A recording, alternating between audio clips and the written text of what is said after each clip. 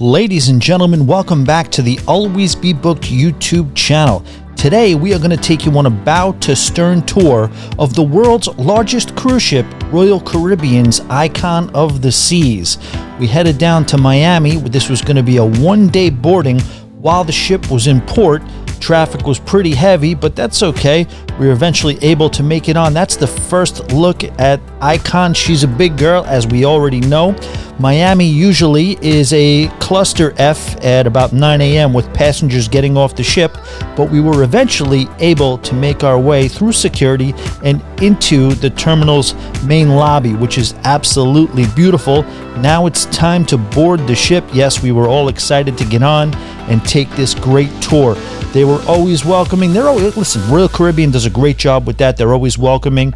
As we get our first look at the beautiful Pearl in the Royal Promenade. And what we're going to do first is check out some staterooms. Now, I'm just going to show you a bunch of staterooms.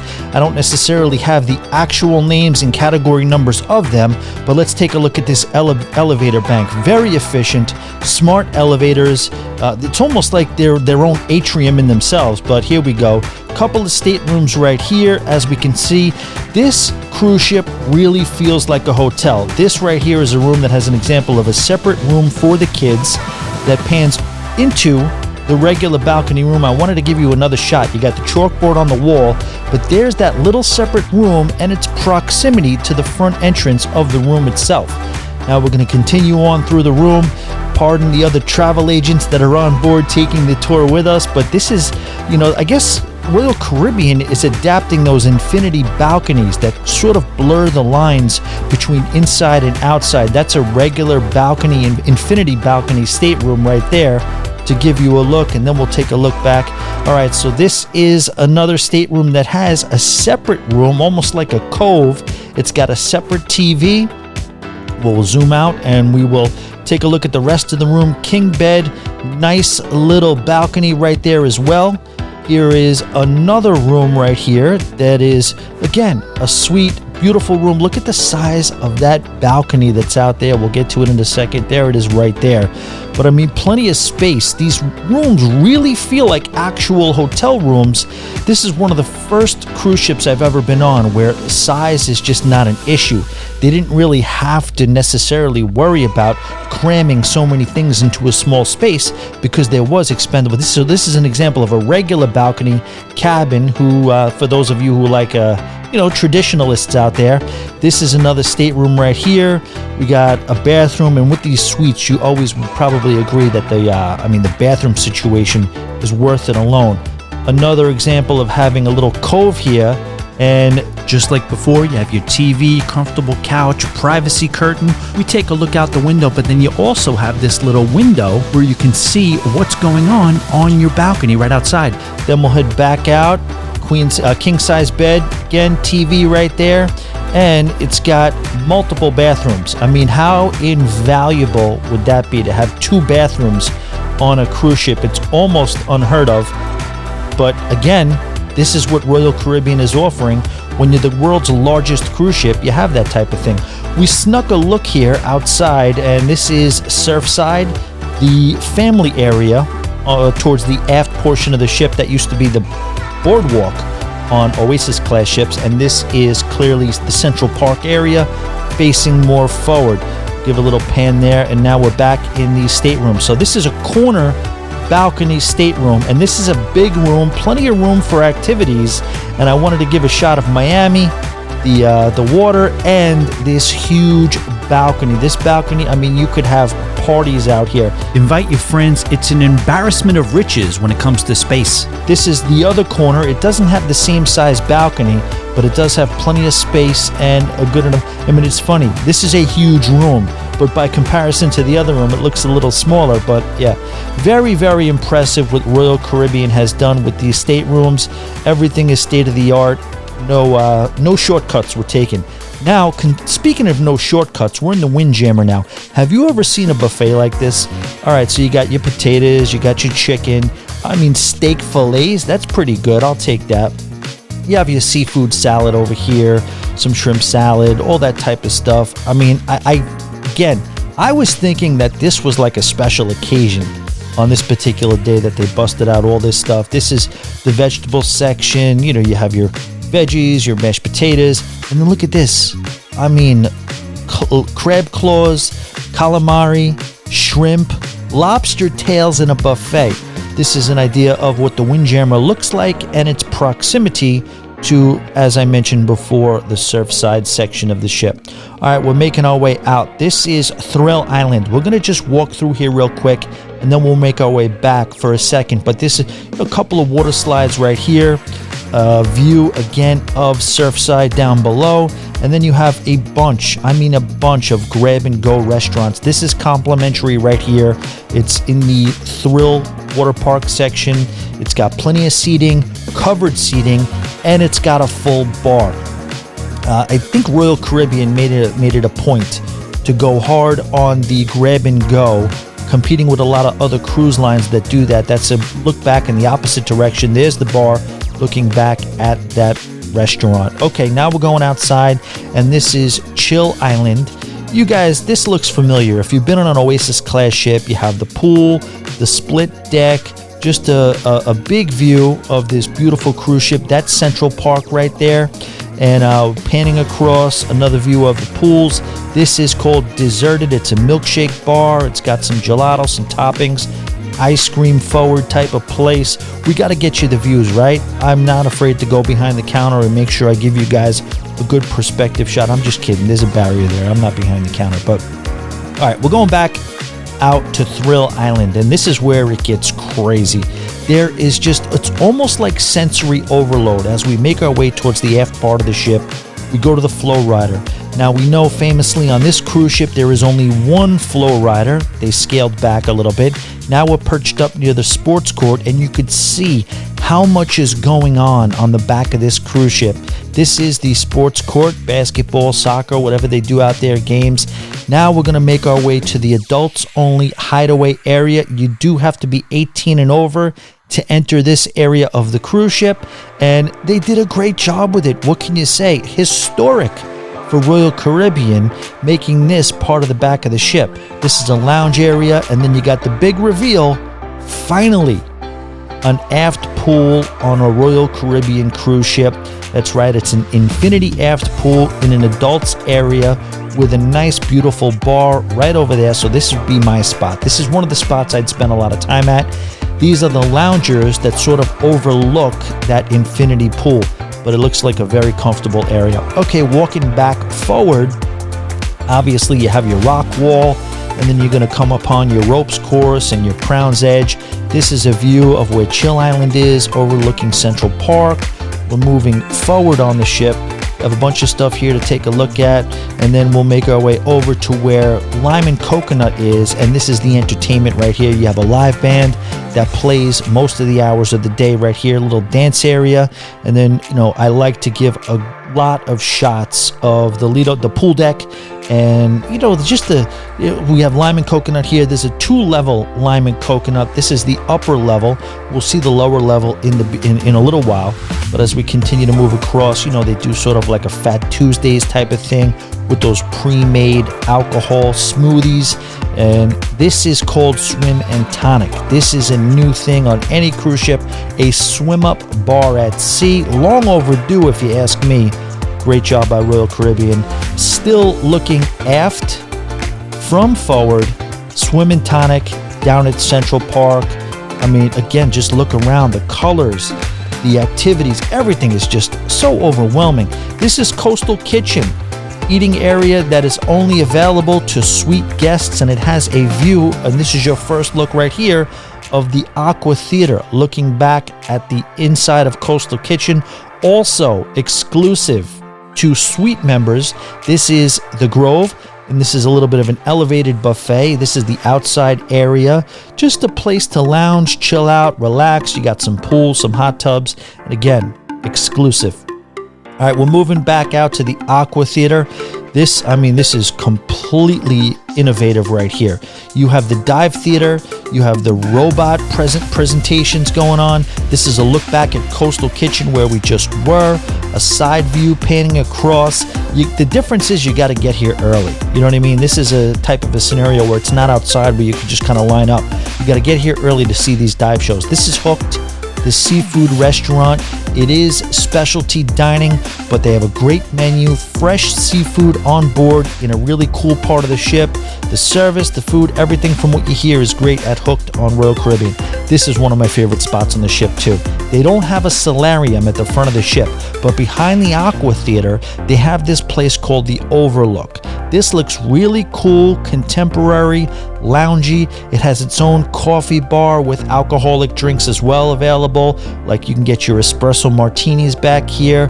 But again, this place, they do throw some parties, but look at that. It's kind of swanky, but also outdoorsy and sort of like a nature vibe. I love this area of the ship, and this is where I would be plenty of time. Aquadome Market. So this is almost like a buffet as well, but I think they hand you the food. They give you the food. It's a little bit Asian forward. It's a great place to get a quick little alternative bite. There you got Jessica stealing a fortune cookie. She was helping us out, did a great job on the tour, as did Robin.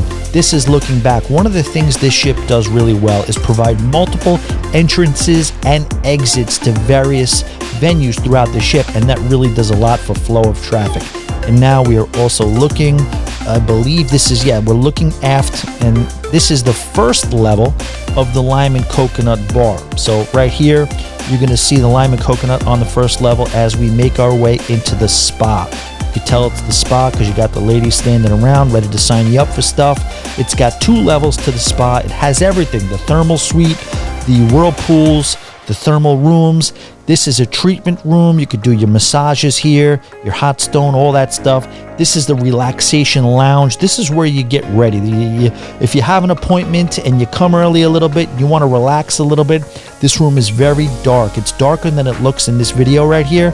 It's just sort of like a very zen, holistic room to relax and chill. There's some beautiful music playing. Now, we make our way to what's called the Supper Club, sort of like a throwback New York City, old world Harlem jazz style thing, but it's very food focused. So you get a chef's table type experience, $200, 8 courses. Now, here we go, very familiar Central Park. You guys know what it is to be in a Central Park environment. It has the trellis bar. This time it has a Zoomy back here. There's a ton of new stuff too, including this place called Lou's. Lou's, they've always done a great job of putting some really good music outside with some jazz and some strings. So they went a step further and they put an actual jazz nightclub in the Central Park portion of the ship. This looks like a really cool and comfortable place to spend some time while you're on board this ship. I would definitely spending a good amount of time there. One more look at Central Park overall, Lou's, and now we turn it around. We head aft to Surfside. As mentioned, this is different from the Oasis class of ships. Here you would normally find the boardwalk, sort of like a adult-friendly, but also kid-friendly area, your typical New Jersey boardwalk type of thing. They went all in on families on Surfside, so you still have the merry-go-round back there, but as you can look around, you have Sugar Beach, you have a bunch of places and attractions and themes and features that cater to families. And what they were trying to do was go after the preschool, pre-kindergarten age group families because of the fact that they can cruise all year round. Once you hit grade school, you got to pick and choose. Summer, seasonality has a factor to it. So they go after the younger kids, families that have the ultimate flexibility when it comes to travel. You got the slides, you got the pool, you got the splash zone, you got tons of stuff here to enjoy. And I mean, come on. I mean, this is as close to Disneyland as you can get if you're at sea. All right, now we're going to head back. There's Robin and Jessica as well. Such a great time with them.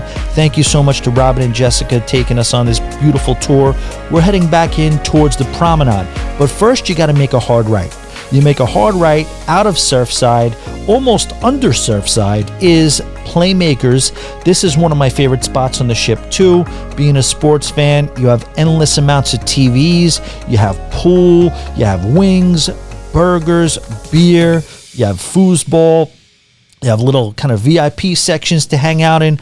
Modern sports bar right there. You go even further, you have the ice skating rink. Okay, so normally they have sort of a squared hockey rink style looking, or a square type of rink.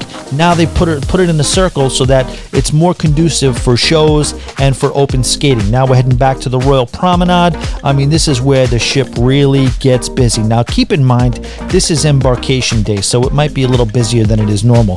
Schooner bar right here, the familiar fit. This is where it starts to get a little familiar. Boleros right across the way, the high energy Latin concept. I mean, this place really gets going at night. If you've ever been here or walked by it, you always see on Royal Caribbean ships, it's very, very lively.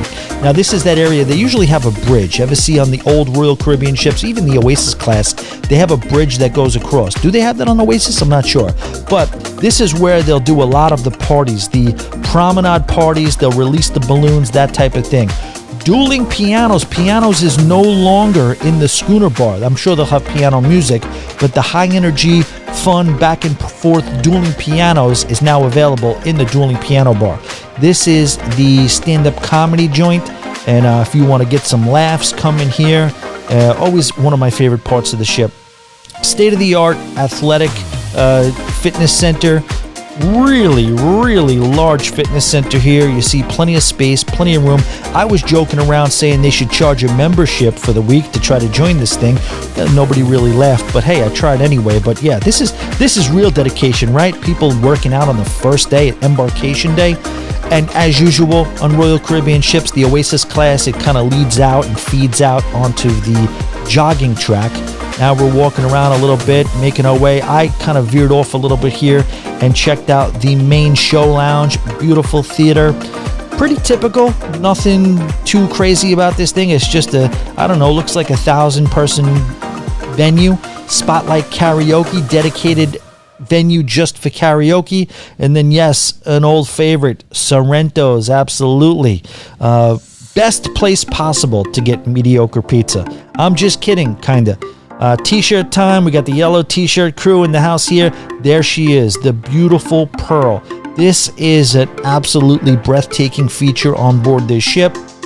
I mean, they tell me as beautiful as it is, it's also, I guess, crucial to the structure of the ship itself. It's holding up all the staterooms that are above it.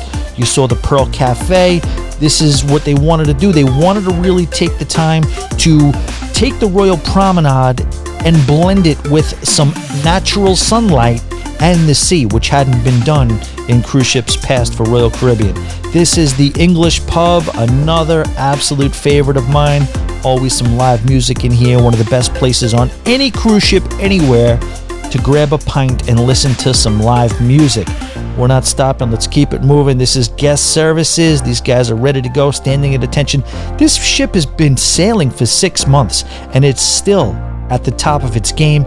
This is the restaurant. It does look like a modern version of your typical 3-level Royal Caribbean main dining room. We're going to continue on, and you know how they usually have staircases going to the casino from the Royal Promenade? They upgraded like they did with most things on this ship, and they put elevators. So this is the casino. This is the music hall. Live music here all the time. It also dubs as a nightclub on certain occasions. Really cool venue. A little bit more of a modern version of the music hall as compared to most other music halls on Royal Caribbean ships. All right, we're continuing on. Another view of the Pearl. A little bit of a time lapse here. And now, yes, Sorrento's. Of course I had to get a couple of slices. Did you really think I wasn't gonna? Guys, if you enjoyed the video and the tour, please don't hesitate to like and subscribe to the channel. We appreciate it. Also, check out the Always Be Booked Cruise podcast anywhere you like to listen to your favorite podcast. And if you want to book yourself, your family, friends, significant other on the Icon of the Seas, hit me up at Tommy@alwaysbebooked.com. Thanks so much for watching.